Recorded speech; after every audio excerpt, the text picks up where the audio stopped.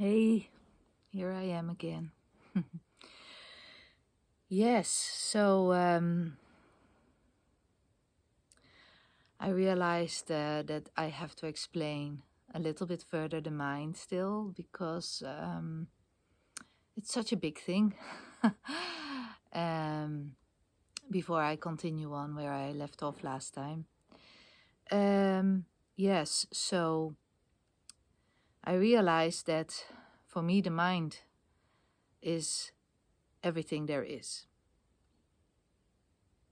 Which means that everything runs in the mind. So consciousness, for instance, is the combination between a part of your mind that is something that is visible for you, that you can see, in combination with the observer. So the observer is also a part of your mind, the observer that observes everything. So when you are meditating, the thing that looks, the thing that sees, the thing that focuses, I call it the observer. It's also your mind observing itself. So the observer observes a part of the mind, and the combination between the observer and the part of the mind that is being observed, that is possible to be observed at that time in your life, is called consciousness for me. So this is how it looks like if I look at all these things in meditation. This is what I see. So the observer, if I start observing the observer, it disappears. It's impossible to observe the observer.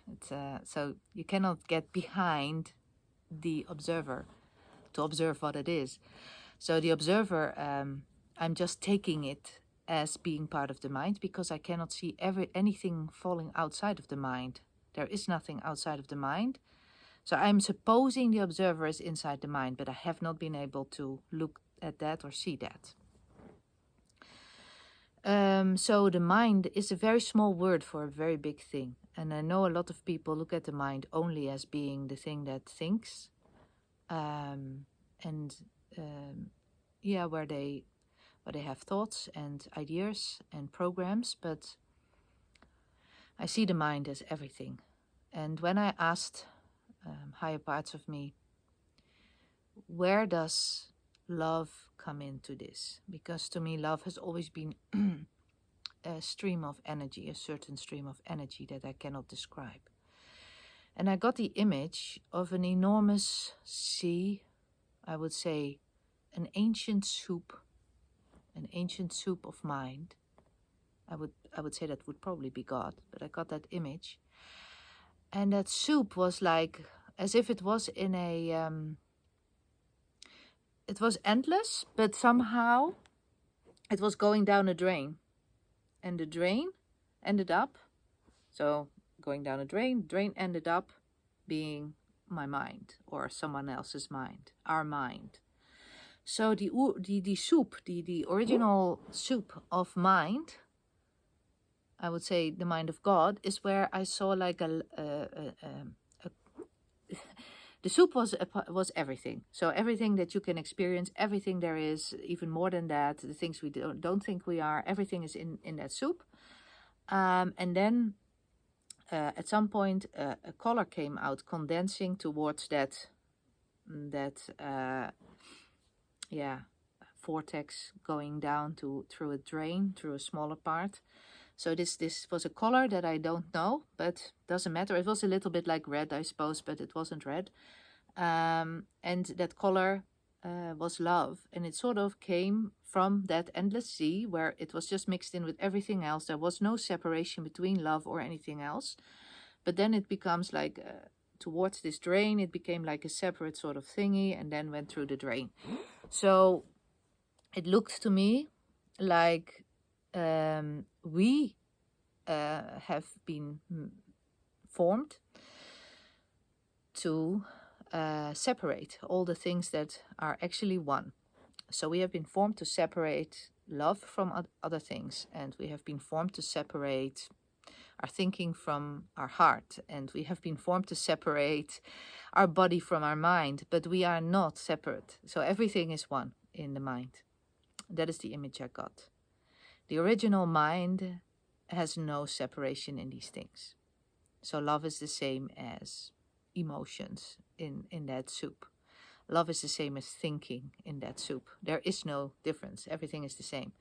It's just one big soup of lots of things. And so that is sort of, I hope, a better explanation or a bit of more understanding. So this is what I see when I look at it and when I meditate. And also when I look at, okay, so my mind is forming my body in any moment of time, constantly. The body is formed in the now, again and again and again.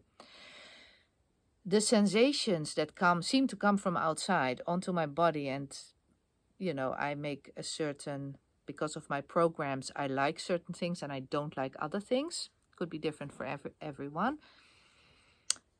These sensations that come from seemingly outside of us are also from our mind. So our mind is experiencing itself in so many ways. So so there is like, the mind creating the body, but then also the experience on the body. So the mind is doing things to look at itself, to see itself, different filters in there and different restrictions in there, different freedoms in certain areas, just to see what it is. And so yes, I hope this is a better explanation. What also is something that I find very very strange was during the Vipassana, I noticed that, when I focus, so then what I do is with the observer in me, in my mind, I focus my mind on a certain thing. Like, for instance, I will look at these sensations that are on a part of my body. So I would look at like this little bit, for instance, with my eyes closed, with my observer part, I would look at the sensations on this little bit.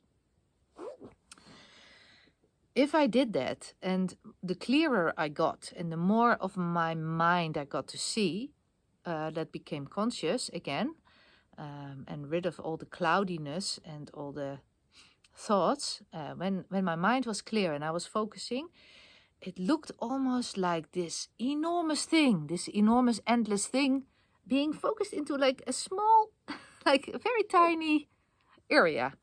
And it felt a little bit like heavy in a way, like a huge heavy thing that I was trying to point.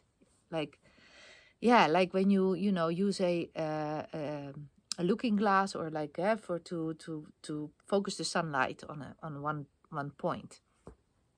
And it felt a little bit like I got the image of an elephant, walking on one toe, trying to stand balance on one toe. That is sort of the feeling I got from focusing my mind. And the only reason why I'm still doing Vipassana every day, twice a day, so I have every morning 1 hour and every evening 1 hour, I still use first Vipassana, and then I sort of start doing some free play in myself. But the Vipassana is always my start, is simply because of that, because of the fact I want my mind to be so sharp and focused. It feels somehow very powerful. I don't know if it is, and I don't know what you could do with that focus, but it feels enormously powerful. There's a lot of energy and weight behind it when you focus on a small thing. Yes, so now I will continue because these were the two things I wanted to explain or delve into a bit further. But now I will go into what my higher self was saying. So my higher self is also in my mind. It's just a level of which was unconscious, but I am accessing it at times, because somehow at certain moments, when I let go of restrictions in myself, I can hear higher parts of myself. So that's sort of how that sort of works, because it is already me, but I cannot see it yet. But then in Vipassana, I started to see and hear those parts again.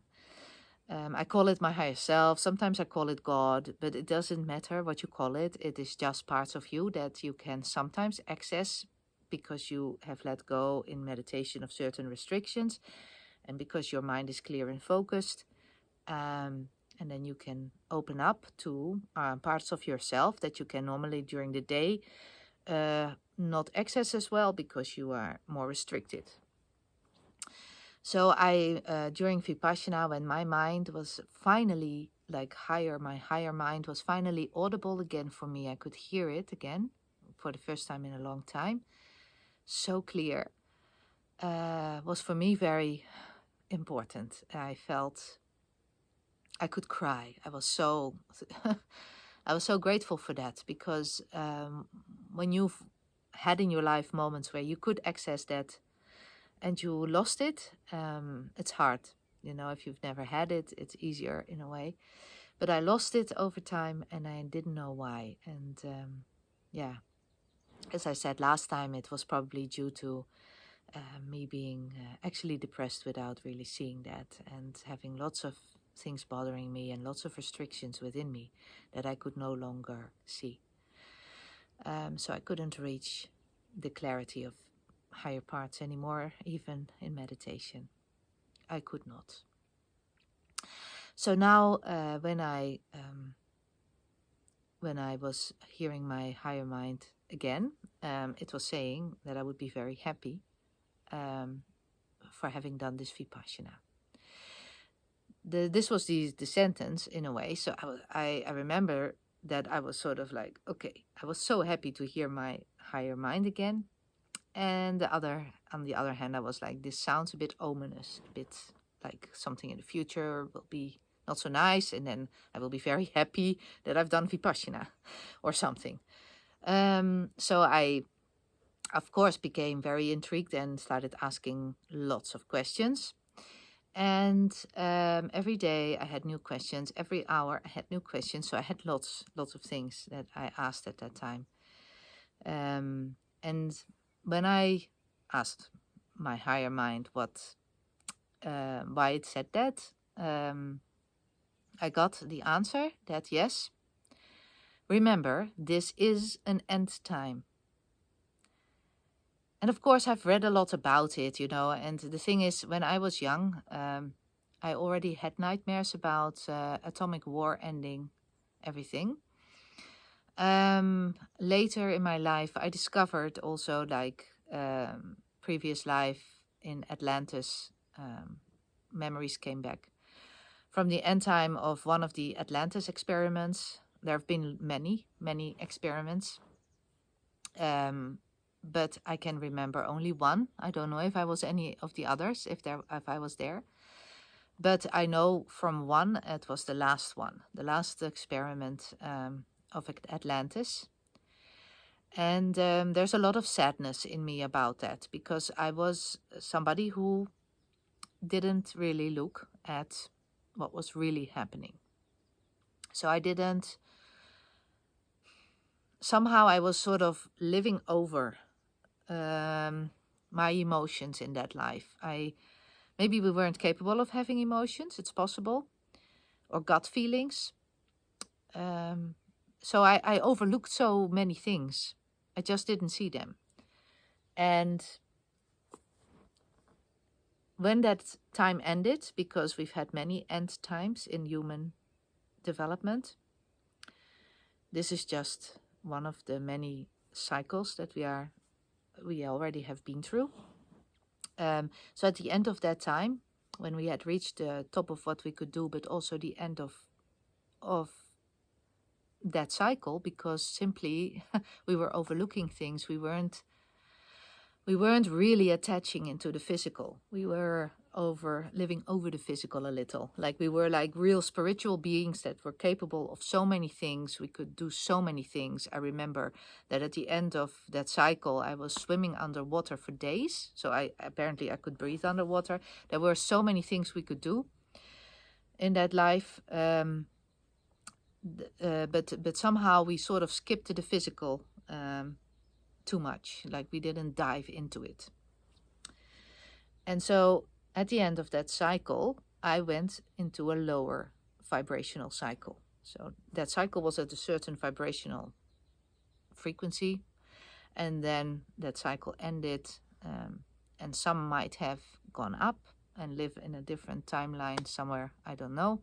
But I went down. I was so disappointed, so angry with myself. I felt we had lost the most amazing thing by simply not looking, really looking, really feeling, really going deep.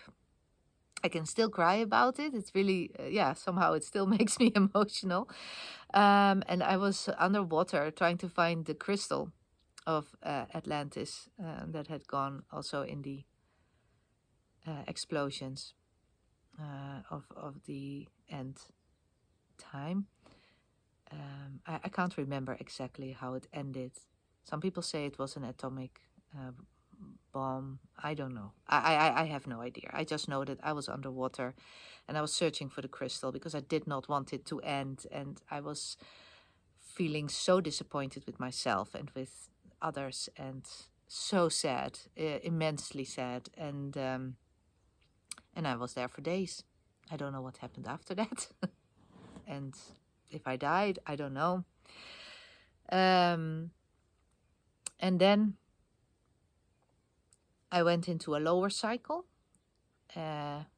If time, it doesn't exist. Like, this is simply a matter of evolution of my consciousness, of my mind. It's an evolution within my mind. So it doesn't really play in time. It plays within in my mind, in my spirit. So within that spirit, I went to another level, which was a lower vibrational level in which emotions played a heavy role and there was more suffering, which is the level that we've been in for the last 10, 20,000 years. I have no idea how long. And I've had several lives in this cycle too. And I realized that we are, and I knew that when I was already young, that this was another end time. So this is the life I'm living in, another end time. And that's why probably I was dreaming of atomic war or something. And of course, you know, at the moment, with the Russia-Ukraine situation, which is a manipulated situation, you only have to look at it with a clear mind and you can see how manipulated that is. If you let go of all the pros, you know, and cons and making somebody evil and somebody good, if you let go of these things, you can see that it's manipulated very, very much.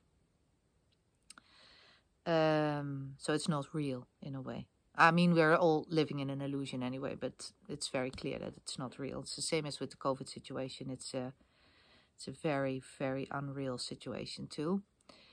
It's all to pull us more into the illusion. We are doing this ourselves, by the way. I can say they, you know, I can say the Illuminati. I can say things like that, or the Cabal, whatever. I can say aliens, reptilians. I can say whatever. It doesn't matter because eventually everything is our mind. Okay, so this is how it is. We are pushing ourselves to evolve. In an end time, we do this. So we have a cycle. And when we reach the end time of this cycle, which is a natural thing, all cycles come to an end, we want to either evolve or we will choose a lower level. Last time with Atlantis, I chose a lower level, not consciously like, oh, I will now go into a lower level. No, this was a natural thing because of all my attachments, all my emotions, all my sadness, grief, guilt, whatever I was feeling was a very low frequency, and I would be pulled logically into a lower frequency. So it's just simple quantum physics again, nothing. Nobody chose, you know, nobody said that I had to do that or whatever. And my soul was not like deciding this. It was simply logical. It was me being pulled to another part that was lower because I was in a lower frequency. So now we are at this end time, and there is again the chance to, or the chance, there's not even a chance, it's simply a pressure, a building pressure, an enormously building pressure, which is similar to the end time in Atlantis. I can sense it already for years. But it's getting closer, and that's obvious. Everybody who looks around with some form of consciousness can see that. It's very close. That we are doing this again. We are pushing ourselves again to either rise or sink lower. There's nothing wrong with sinking lower. That is also something I realized from the Atlantis memory. There is nothing wrong with this. It was so good for me to actually go through more suffering and experience emotions more deeply, and having to really attach to this physical realm, to really incarnate. Yeah, it's logical in that sense, and not that I want to remain here in this illusion, not at all this time. But now I do understand. It's so much better. I do understand where I was when I was in Atlantis and why I chose or not chose, but why I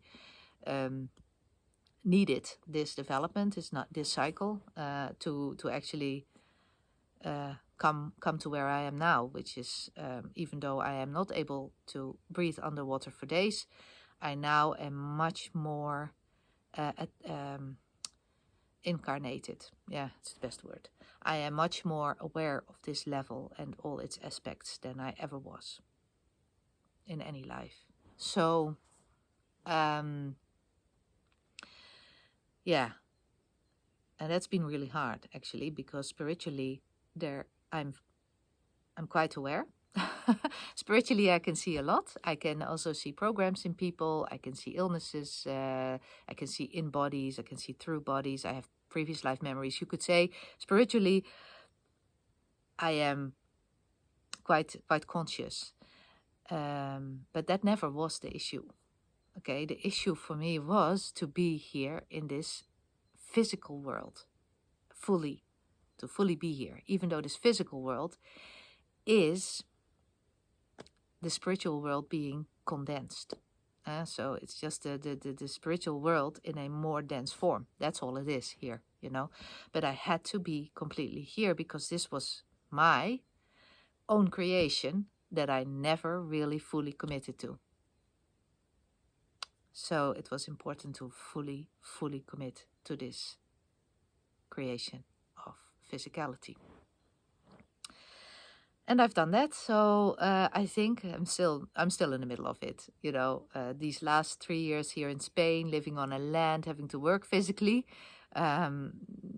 yes, and not being able to move stones with my mind, which I probably in Atlantis could, is a yeah. I've lived the physicality a lot more, also in other lives. Yes. So when my higher self said that, yeah, this is an EndTime, you are aware of that, I realized, yeah, I was aware of it, not only aware of it, but I've been trying to push it away. I was hoping it wasn't all this time. But when the COVID situation started, I knew this is an EndTime.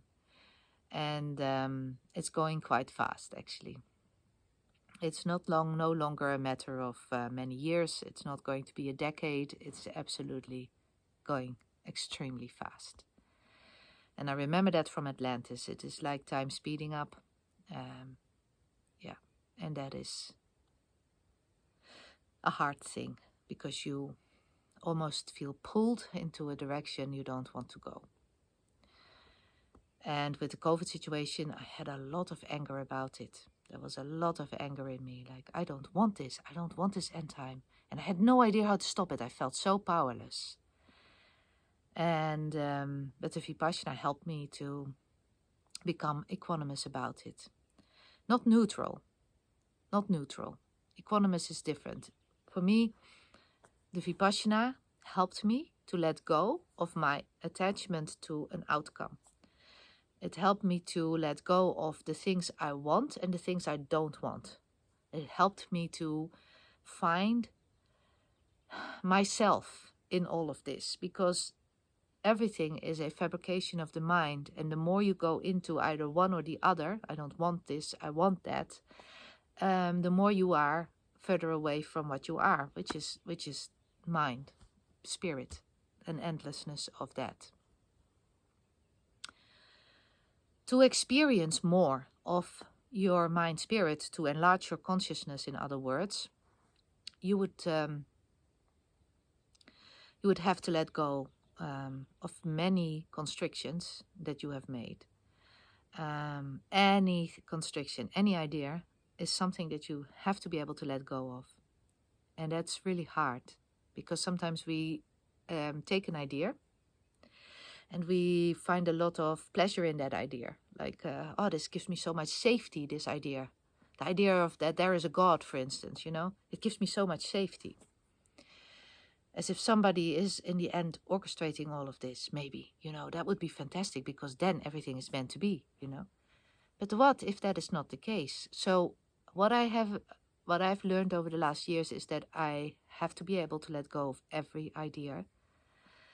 I have to be able to let go, for instance, of the idea of,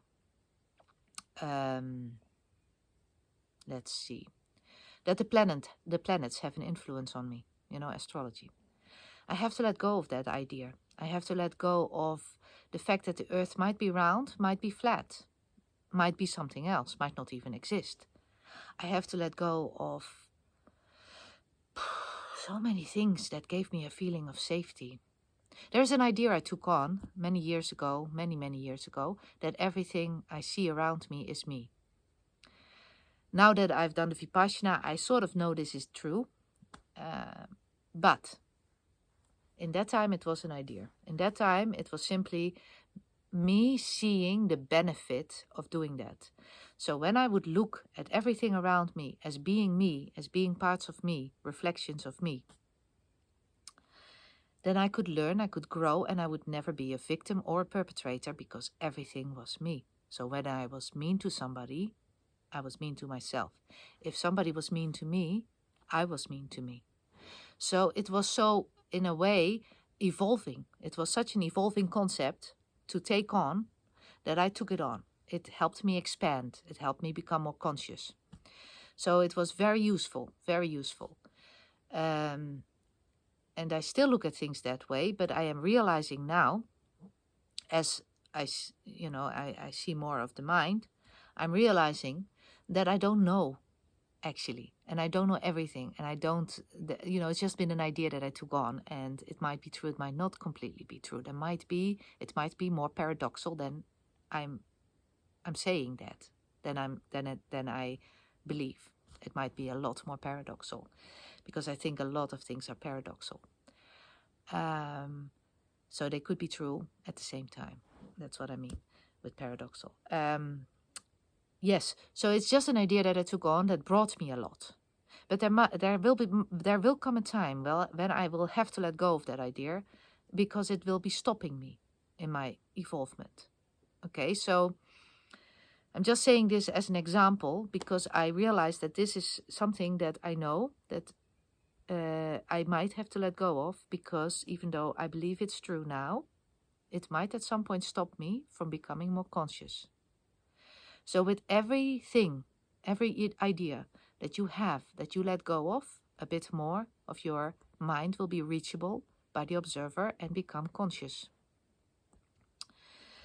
And not that has to be a goal. It doesn't have to be a goal, but for me it is. Okay, so this is my goal. Doesn't matter that other people might not have that as a goal. Other people might not want to see their whole mind. It's fine, because it's a game that we are playing, where we try to forget that we are this enormous ancient soup of everything. And maybe it's really boring to be this enormous ancient soup of everything. So I can imagine that it's nice to separate it all out and pretend it's all separated. But for me, I realize that's no longer the direction I want to take. I want to go back to the ancient soup, whether it's boring or not, and take all that I have learned about myself with me in that process. So I want to go through this process very consciously, because I enjoy that. I enjoy that simply because of that. Yeah. I think that's enough again for today, but it's getting more and more interesting. That is what I notice. Yes, and I haven't even gotten to the point where I came home from Vipassana and realized that everything had changed there as well. for me. So that will come next time, I suppose. And thank you for listening. Thank you for looking. And I am always interested in ideas about things from others. So let me know. Bye.